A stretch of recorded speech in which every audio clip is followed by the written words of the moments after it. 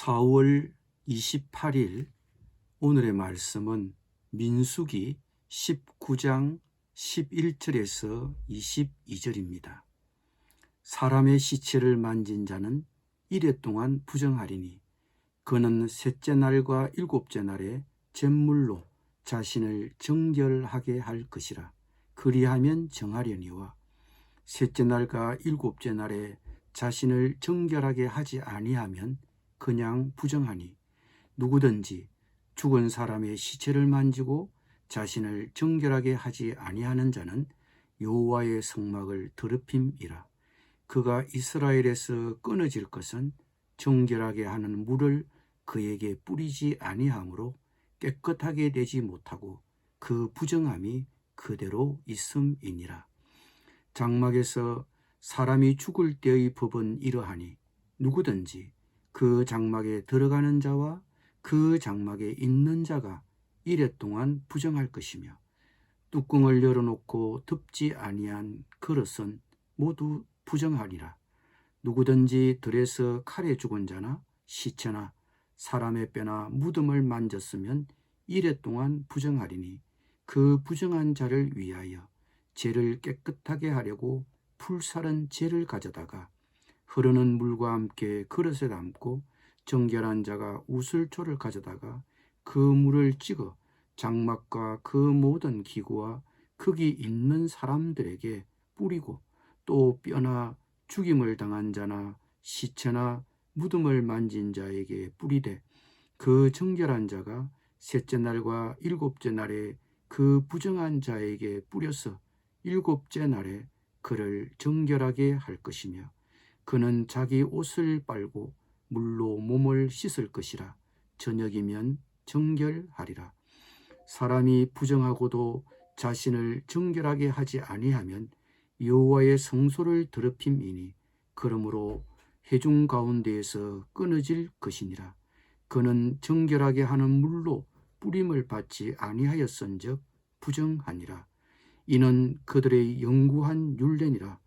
정결하게 하는 물을 뿌린 자는 자기의 옷을 빨 것이며 정결하게 하는 물을 만지는 자는 저녁까지 부정할 것이며 부정한 자가 만진 것은 무엇이든지 부정할 것이며 그것을 만지는 자도 저녁까지 부정하리라.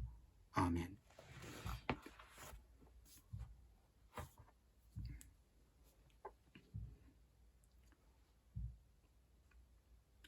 오늘 본문에서는 시체를 만진 자의 정결 규례에 대하여 다루고 있습니다.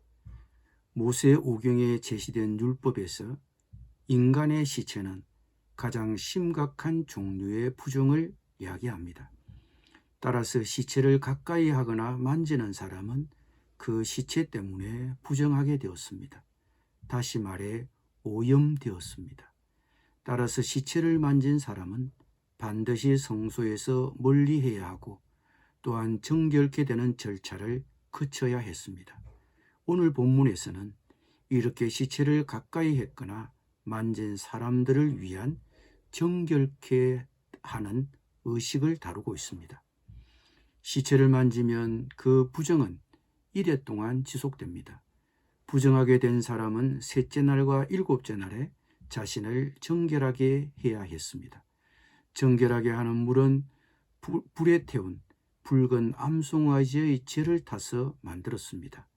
오늘 본문은 이런 정결 과정이 없이는 그 사람이 계속 부정한 상태에서 벗어나지 못하므로 이스라엘에서 끊어질 것이라고 강조합니다. 부정은 전염성이 있기 때문입니다.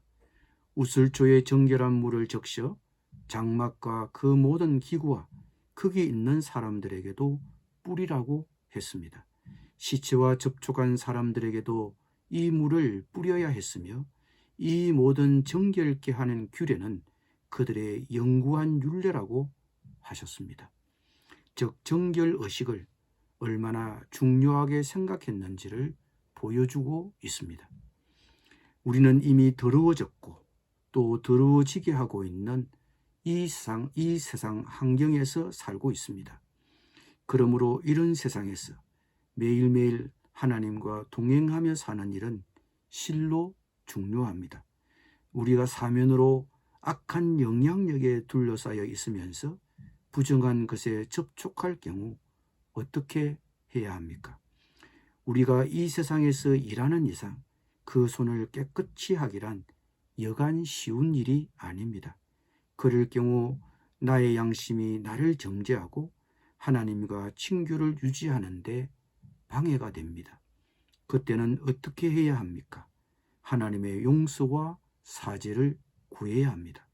그것은 우리의 구원을 위해서가 아니라 하나님과 막힘없이 교제하기 위함입니다. 하나님은 우리가 무엇이든지 부정한 것은 즉시 버리기를 원하십니다.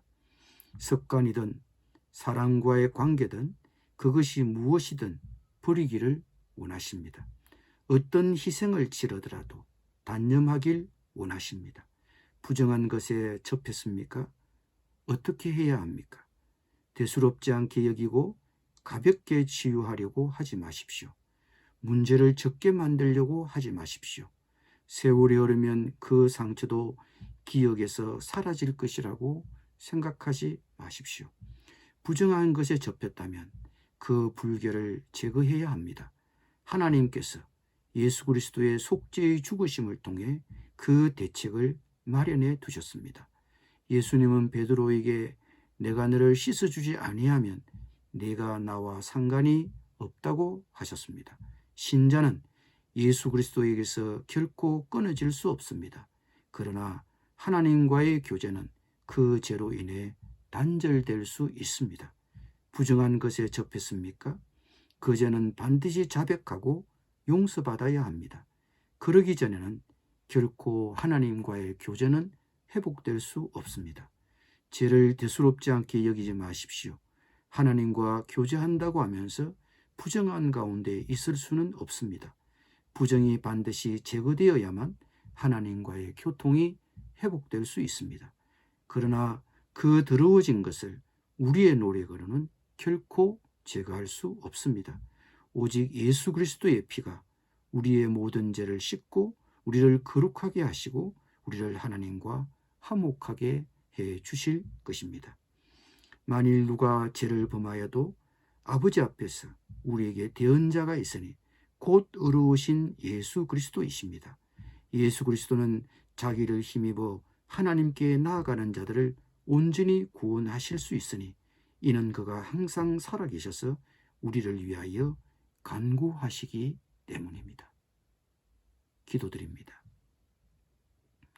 나의 대언자 되시는 예수님, 우리를 온전히 구원하시기 위해 항상 나를 위해 간구하시는 예수님, 이 하나님의 은혜를 기억하고 죄를 범할 때마다 부정한 것에 접할 때마다 가볍게 여기지 말고 그때마다 하나님 앞에 나아가 용서를 구하게 하여 주옵소서.